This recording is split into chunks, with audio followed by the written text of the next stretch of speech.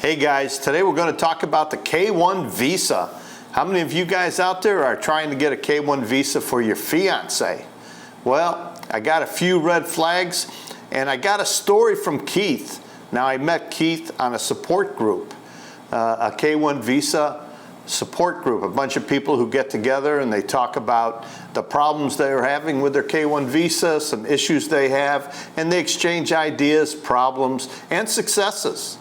So the story, I'll get to that in a minute, but let's go over some of the red flags that I worry about guys who are applying for this K-1 visa.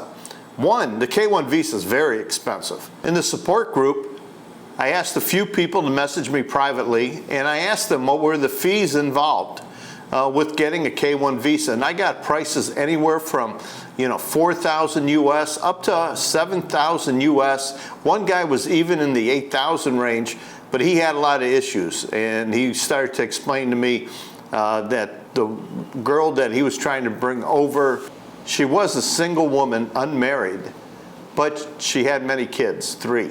And he was trying to get her and the children over, and that included a lot of extra paperwork. Talk about guys who are just bringing the girl over.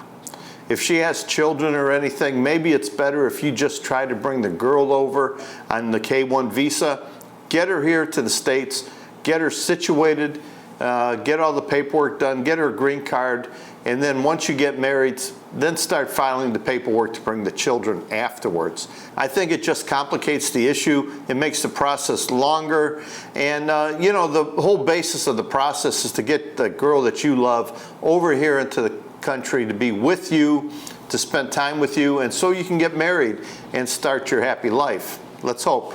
Let's hope that's the outcome. First, I want to talk about some red flags. But to me, one of the biggest red flags would be hiding the family. Now, a girl, when you meet her and you go there in person or you're doing video chats, you never meet the family. That's a huge red flag. A good girl, a girl who is committed to you and someone that you're committed to, you should be sharing the family. You should be sharing her family life, what she's doing. If she's living with a family, especially, there should be a lot of times when she's on the video chat and she can just turn the camera around and show you the home, have her mom wave to you, have her dad smile at you, have a sister or a brother, be shy about the camera, but you see these people and you see how they live. You need to be part of the family if you're going to have a good relationship. And the K-1 visa, this is someone you're going to marry. So she should bring you into the family. And also the other way, guys, you should share your family with her. If you're living with your folks, you got kids, at least let her know what you have as family. And the dynamics of the family is different in the U.S. compared to in the Philippines. The whole family could live together, even when they're married. You could have a sister or a brother of your fiance, and they have kids. They're married, they have kids, they live in a different part of the house. You could have a single mom living there with kids. It's just a different dynamic. Everybody seems to live together for the most part. And maybe the men work away. Maybe they work in Manila or Cebu, and your girl's in the province. So you're going to see a lot of kids that aren't hers, but the grandparents are taking care of them, or the family members are taking care of the children. Here in the Philippines, the old saying, it takes a village to raise a child. Well, it takes a family to raise a child. They usually play with the cousins. They hang around the cousins. The family unit is very strong, and especially if it's someone you want to be with for the rest of your life. You have to make sure she has these values, because these are the values us men are looking for. And if she's hiding the family from you, saying, I'm ashamed of my family, I don't want you to see my family, well, maybe she's hiding the fact that her family doesn't know what she's up to. Maybe she's hiding the fact that she has children and didn't tell you she has children. Or she's hiding the fact maybe she's married already and just using you on the side. So that's a big red flag if she doesn't involve you with her family. But then again, make sure you involve her with your family. And I know it's totally different, but let her know how many siblings you have, where they live. Talk about family and family values. Now, being that it's a K-1 visa, you know you have to meet in person. And everybody's going to laugh at this and think it's silly, but I had one gentleman write me a letter and said, Mike, I'm going to start the K-1 visa process. And I met this girl online, and he started telling me the whole story. And then I sent an email back to him and said, it sounds like you haven't met yet. And he goes, no, I haven't met her yet. She says we don't need to meet for me to start the process. So, big red flag, guys. You need to go in person to meet this girl. You need to have physical contact. You're going to need photos together, video together, some sort of proof to show that you've been together physically, and you know, holding each other or standing next to each other in the photo, maybe, you know, traveling around the Philippines. You need some documentation that you were there, and it can be the stamp of your passport, and it also has to be photos. So you have to meet, and it's best if you meet more than one time. You know, the first time you meet, you like somebody, you head back to the States, go back and meet a second time, and make sure in person you're meeting the family. If you haven't met that girl yet and you haven't met the family, red flag, don't do it. It's wrong. Just don't do the K-1 visa. If you haven't met in person yet, don't even start the process. Anybody watching this who has done the K-1 visa process, put the dollar amount of what you paid for your visa. I'm very curious about that. If you need any information about these support groups that I've been talking to, or these Facebook groups, send me an email and I'll send you the support group information where you can join and find out what other people have gone through. And I'll give you 2 red flags from me that I think, you guys should be aware of.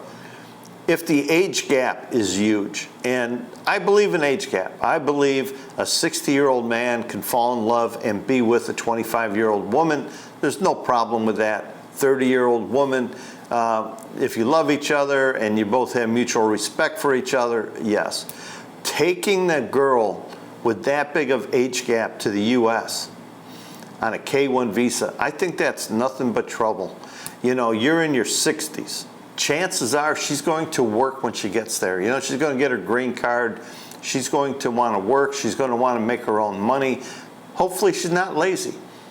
And as she works, she's going to mingle with other women of her same age. And they're going to realize her husband, her boyfriend, her fiance is 40 years older than her. And they're going to tell her, hey, that's not right. That's too big. They're going to influence her. And the other thing that's going to happen, she's going to go out with the girls at night. And you're 60, 65. What do you want to do at night? You're in the lounge chair watching the night news, and you're going to fall asleep early. You know, you don't have that same energy you had when you were in your 20s. So a girl with a very large age gap that is young and pretty, there's going to be a lot of negatives for you to take that girl there. I'm going to say no to that. But if you're in your 30s or your 40s and the girl 10, 15-year age gap, I think that can work out because you still have energy, you're working still, you have many years until you can retire, and you're going to have a life together.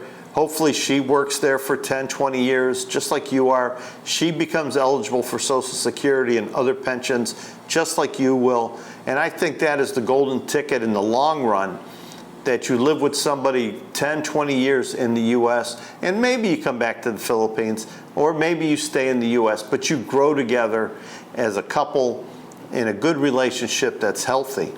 But if that age gap is huge, you know, in your home country, I don't think it's going to work. It can work here in the Philippines, no problem.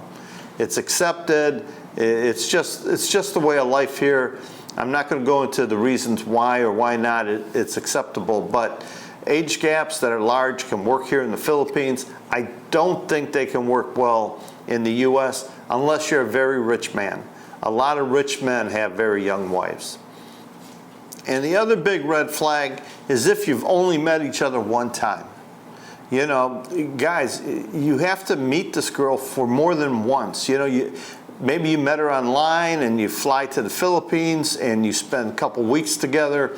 You come back to the U.S. and you start the process. I don't think there's enough me time, get to know each other time. You know, you need to spend more time together.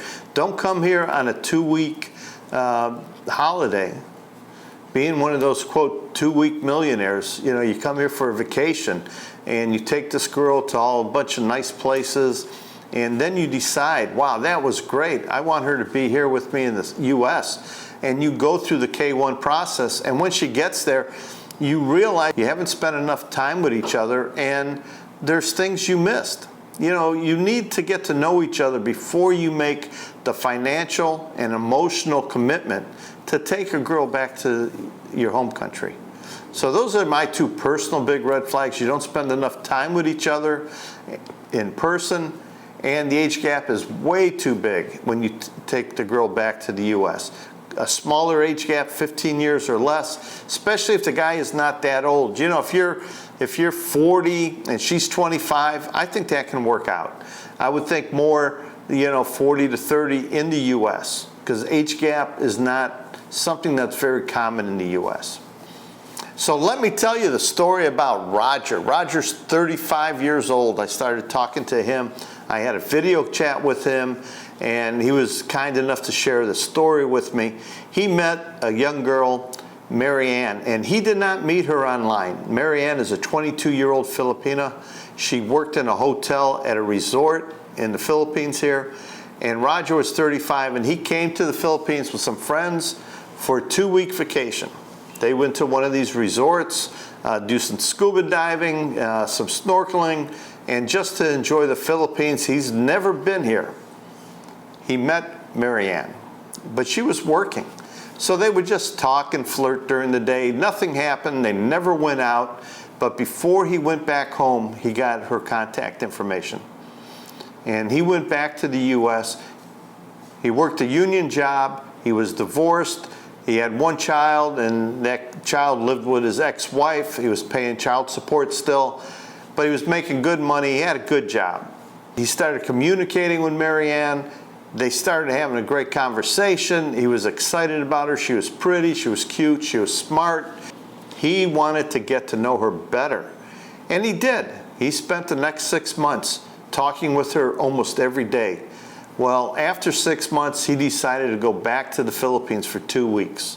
And when you're working, guys, face the facts. You're working, you can only go for a couple weeks here or there. You know, he was working a union job. I'm sure he was only entitled to so much vacation a year. And, you know, he just took the time he had and he went. And they spent 2 weeks together. And it was a great time. He said he went and met her family. They spent a great time together, and he was happy that he went back. He was happy that he met her. They seemed happy together, and they started to develop a relationship. He comes back to the U.S., and he pops the question to her. He says, Marianne, how would you like to come to America? How would you like to marry me and come to the U.S.? And she said yes, of course. 90% of all the Filipinos are going to say yes to that question. Of course they're going to come. So Rodger went about the process of finding an attorney, an immigration attorney. He found one. They wanted $6,500 to do the process for him. And they broke it up into 2 payments. One was half, right up front. The other half was when they had all the paperwork filled out and they went to file the paperwork for the visa. Now, in the meantime, so Marianne quit her job. She went back to live with the family, and she started to prepare all the documents needed for the visa. And I don't know what documents she needed. I didn't know how she went about it. I didn't know about, you know, if she was married before. But she was single, no children, and started to fill out the documents and preparing for the interview. Time went by, everything is going good, but Rodger is sending her money every week. He's sending her money to survive, to help the family, because he took her away from a job, which is understandable. This is his future wife. This is somebody he has invested in to bring to the U.S. and to have a happy life with. She ended up going to the interview, and she passed the interview. But it was very expensive for Rodger. The plane ticket, the hotel accommodations. It cost a lot of money because he didn't let her go by herself. She took her sister with her. So he had to buy 2 plane tickets. You know, he had to get a hotel room. He had to feed both of them. And she went to her interview, and it ended up with the medical and the interview. She ended up passing everything. And the visa got approved. So now he has an approval on the visa. They have a date for her to come to the U.S. 2 days before the flight. Now, you know, he has to pay for the airplane now. How much money's involved in everything here so far? You had $6,500 just in the visa fees to his attorneys. An unknown amount of money he had to spend here, plus supporting her, plus cost to the family. He was giving money to the family because she was not working anymore. And now he had the one-way plane ticket for her to come to the U.S. In all this time, she got her passport, all the documents she needed, everything was done. Then he gets a message from her, honey, I'm on my way to the airport, but before I leave my family, they don't have enough money to survive. I need to make sure they're okay before I leave. Well, Rodger's thinking, that's understandable. That's understandable. Let me send some more money to get your family taken care of. And he sent 100,000 pesos to him. And he said, that's enough money for your family, and you're coming here. And he's already invested. He's so invested financially and emotionally that he wasn't going to let some money get in the way of him bringing his future bride to the U.S. He flies from where he lives to LAX, and he's going to meet her. And now he has the cost of a flight to LAX, a hotel room for a couple nights. He's at the airport when this plane is supposed to be touching down. It lands. She doesn't get off the plane. He's waiting outside. She never shows up. Now he's worried. She never boarded the plane. She never boarded the plane. She ended up with cold feet. He ended up going back to the hotel, calling her, messaging her, texting her. Finally, she answers and says, I can't leave my family. I can't leave my family. I need to stay here with my family. Now, was he scammed, or did she have cold feet? I think this is cold feet. It is such a big move for a young lady to leave her family. That's a young age, 22, 23. For her to leave and move to the U.S., all the unknowns, people whispering into her ear, oh, you're not going to like it there. Guys, if you do the K-1 visa, I'm going to recommend to you, when it's time for her to come to the U.S., you fly to the Philippines. You escort her to the airport. You escort her onto the plane. You comfort her to make sure she has a flight that she can enjoy and she's not nervous. This is a long, drawn-out process, traveling from her hometown in the province to get to an airport, and then from the airport to get to Manila. Now you're in the big city of Manila. The airport is, large, different terminals. For someone with no experience in traveling, it can be nerve-wracking and unexpected anxiety. And I can see how maybe at the last minute, where she knew if she went through the security, she would not get back to see her family for many, many years. And maybe she's talking to her family on the phone, and maybe, she having second thoughts and cold feet, and she doesn't go. I feel so bad for Rodger that he spent all this time, not just the money, but the all the emotions and energy that he put into this, to be disappointed at the point of excitement, climax, when he's at the airport and she's getting off the airplane, he thinks, and he's waiting. They come out of the terminal and he's waiting for her. He's waiting for that text, hey, I got off the plane. And in the back of his mind, he knew something was wrong, but his hope was there. He was hoping maybe her battery died. Maybe her phone wasn't working, but she got on the plane, and he's going to still get to see her when she gets off the plane. How heartbreaking could that be? It was a terrible thing. I don't think he was scammed.